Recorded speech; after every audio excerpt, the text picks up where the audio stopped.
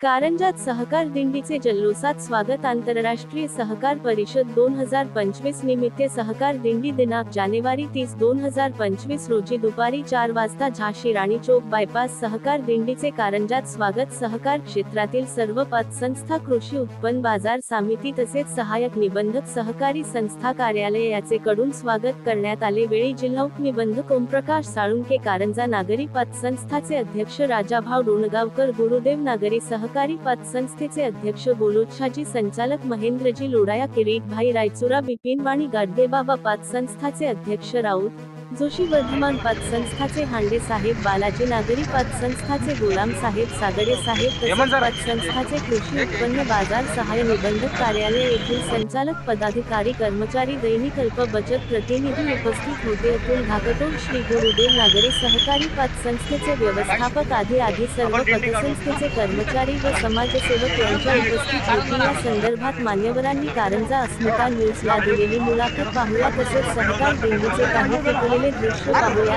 कारंजा अस्मिता news करिता महेंद्र गुप्ता, मुख्य संपादक, कारंजा।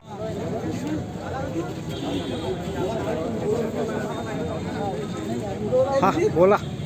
आंतरराष्ट्रीय सहकार वर्ष 2025 या कार्यक्रमाकरता महाराष्ट्र राज्य सहकारी पतसंस्था फेडरेशन आणि महाराष्ट्र शासन यांच्या वतीने येत्या 9 फेब्रुवारीला शिर्डी येथे सहकार परिषदेचे आयोजन केलेलं आहे।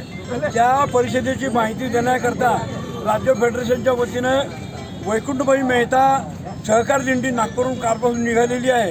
काल नागपूर, वर्धा, आज यवतमाळ, कारंजा, रिसोड, चिखली, बुलढाणा अशी पुढेची मार्गक्रमण करणार आहे। या दिंडीमध्ये सर्व सहकारी पतसंस्थांचे कर्मचारी, संचालक, बँकेचे, मल्टीस्टेटचे सर्व कार्यकर्ते यांनी त्या दिंडीला अवश्य यावे आणि 9 तारखेच्या सहकार परिषदेला येऊन त्या ठिकाणी कार्यक्रमात सहभाग नोंदवावा असे राज्य फेडरेशनच्या वतीने मी विनंती करतो। परदेशी प्रतिनिधी किती आले?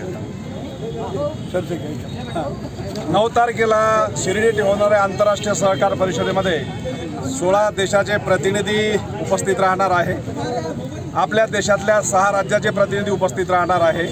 8 तारखेला ही सहकार परिषद निवडक 200 लोकांमध्ये होणार आहे आणि 9 तारखेला जे खुली सहकार परिषद होणार आहे, या सहकार परिषदेला महाराष्ट्रातील 15,000 प्रतिनिधी उपस्थित राहणार आहे आणि त्या ठिकाणी परदेशी कायदे आणि इतर राज्याचे कायदे या सगळ्या कायद्याचा अभ्यास करून महाराष्ट्राची पतसंस्था चळवळ भक्कम कशी करता येईल या दृष्टीने त्या ठिकाणी मंथन होणार आहे, विचार विनिमय होणार आहे।